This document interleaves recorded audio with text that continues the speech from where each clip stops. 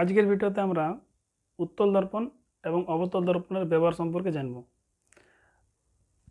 আজ অনেকদিন পর প্রায় এক মাস হলো ভিডিও বানাই নাই, একটু ব্যস্ততা ছিল যার জন্য ভিডিও বানাতে পারি নাই।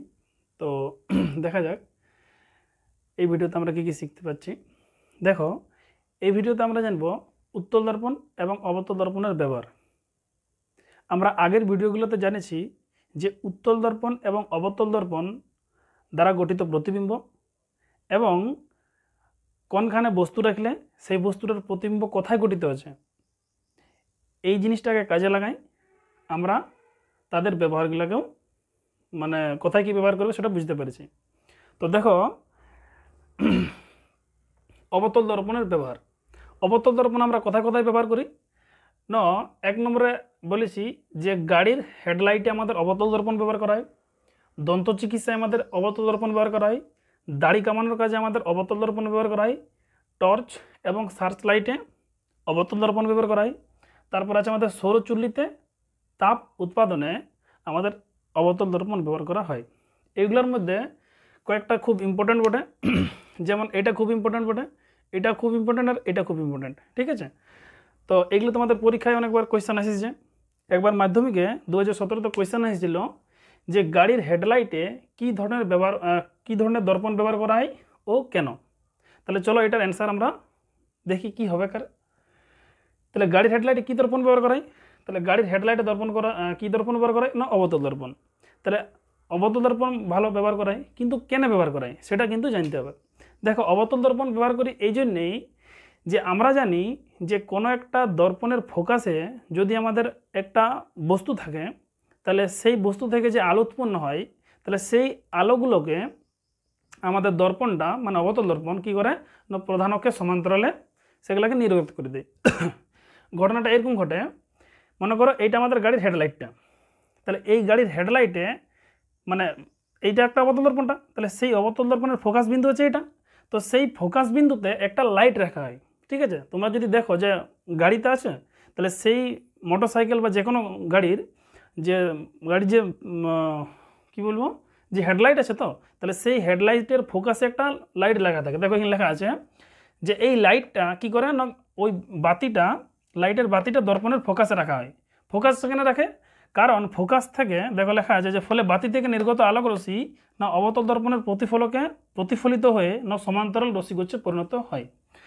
তো জিনিসটা এরকম হয়, এইটা আমাদের ফোকাস ছিল, তাহলে এই ফোকাস থেকে যে আলোগুলো এখান থেকে পড়ছে, তাহলে সেই আলোক রশ্মিগুচ্ছগুলোকেও সমান্তরালভাবে নির্গত করে, এই যে সমান্তরাল রশ্মিগুচ্ছে পরিণত করে, যার ফলে আমাদের অনেকটা দূর পর্যন্ত আলোটা যায়, এই জন্য অনেক দূর পর্যন্ত দেখা যায় এবং গাড়ি চালাতে সুবিধা হয়।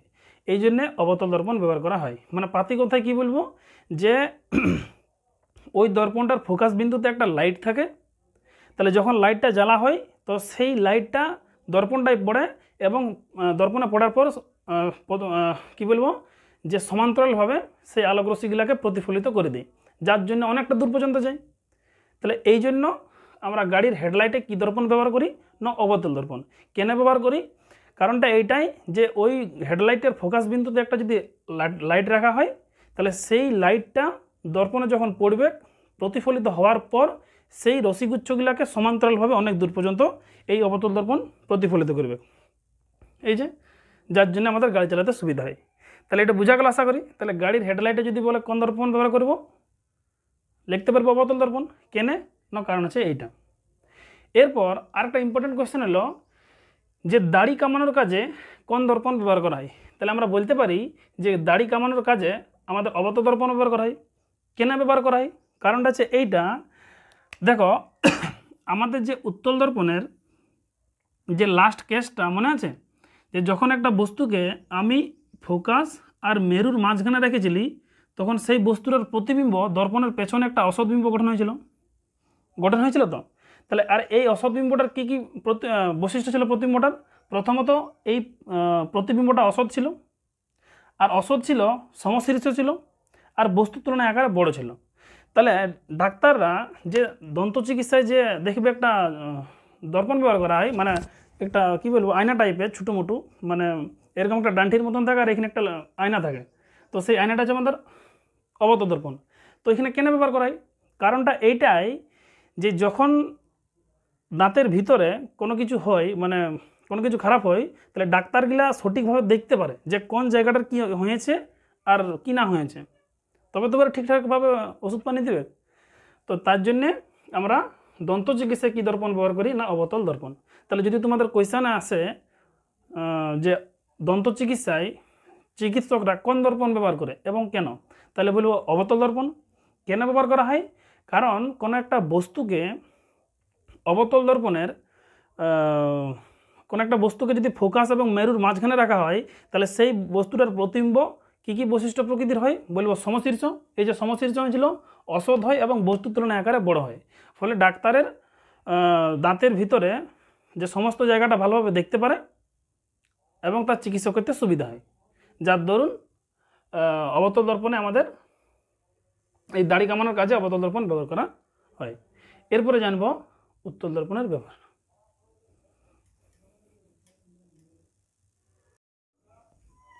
দেখো, এরপর আমরা জানবো উত্তল দর্পণের ব্যবহার।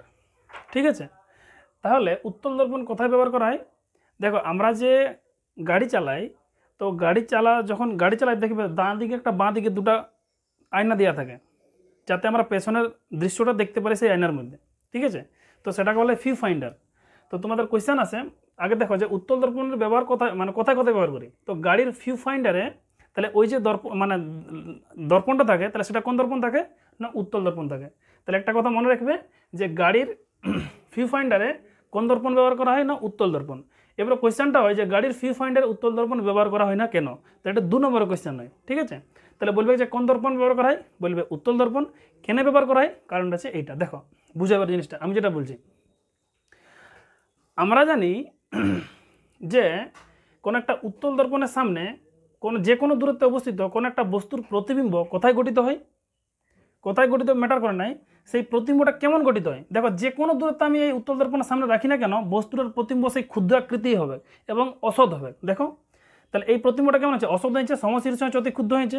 তাহলে এই জিনিসটাকে কাজে লাগাই, ঠিক আছে, এই জিনিসটাকে কাজে লাগাই উত্তল দর্পণের যে ভিউ ফাইন্ডার আছে, তাহলে সেটা মানে ব্যবহার করা হয়। কেন ব্যবহার করা হচ্ছে, কারণটা কি, যে আমাদের উত্তল দর্পণ সবসময় কি প্রতিবিম্ব গঠন করে না, যে কোনো দূরত্বে অবস্থিত বস্তুর প্রতিবিম্ব সবসময় সমশীর্ষ হয়, ক্ষুদ্রাকৃতি হয় এবং আকারে ছোট আছে, সমশীর্ষ আছে এবং অসৎ আছে।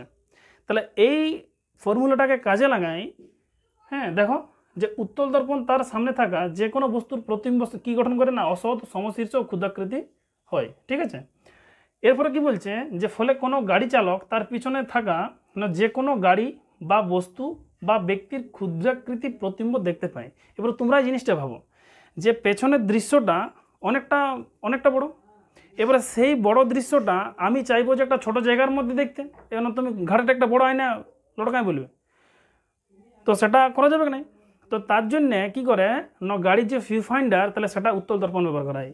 কেন ব্যবহার করছি, কারণ উত্তল দর্পণ সবসময় না যে কোনো বস্তুর অসৎ, সমশীর্ষ এবং ক্ষুদ্রাকৃতি প্রতিবিম্ব গঠন করে কি করে না। দেখো, আমরা এই প্রপার্টি জানি, আগের ভিডিওটাতে আমরা জানিছি এগুলা।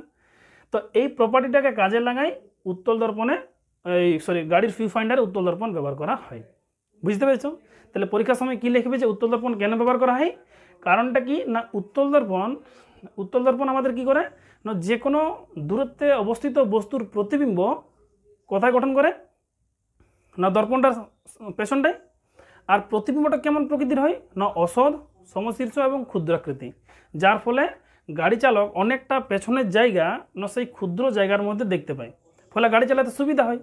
হ্যাঁ, তো এই জন্য আমাদের এখানে লেখা আছে ভালোভাবে, হ্যাঁ, গাড়ি চালাতে সুবিধা হয় এবং দুর্ঘটনাটা না ঘটে।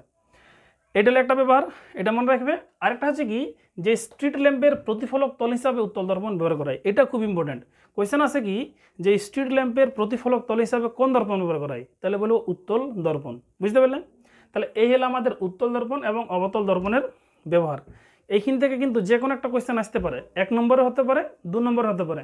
যদি বলে যে অবতল দর্পণের যে কোনো একটা ব্যবহার লিখবে, বা বলবে যে দন্ত চিকিৎসায় কোন দর্পণ ব্যবহার করা হয়, বলবো অবতল দর্পণ। ঠিক আছে, গাড়ির ভিউ ফাইন্ডার কোন দর্পণ ব্যবহার করা হয়, বলবো উত্তল দর্পণ। গাড়ির হেডলাইটে কোন দর্পণ ব্যবহার করা হয়, তাহলে বলবো অবতল দর্পণ। দন্ত চিকিৎসায় কোন দর্পণ ব্যবহার করা হয়, বলবো অবতল দর্পণ। তাহলে এরকমভাবে 1 নম্বরে কোয়েশ্চেন আসতে পারে। আর যদি দিয়ে দেয় 2 নম্বরে, যে এই জিনিসটাই কোন দর্পণ ব্যবহার করা হয় এবং কেন, তখন লিখতে হবে 2 নম্বর। বুঝতে পেরেছো? তাহলে এই হলো এরকম। তো আজকের ভিডিওটা আমরা এতটাই আলোচনা করছি। এরপরে পরের যে ভিডিওটা, তাহলে সেই ভিডিওতে আমরা জানবো আলোর প্রতিসরণ সম্পর্কে। বুঝতে পেরেছো?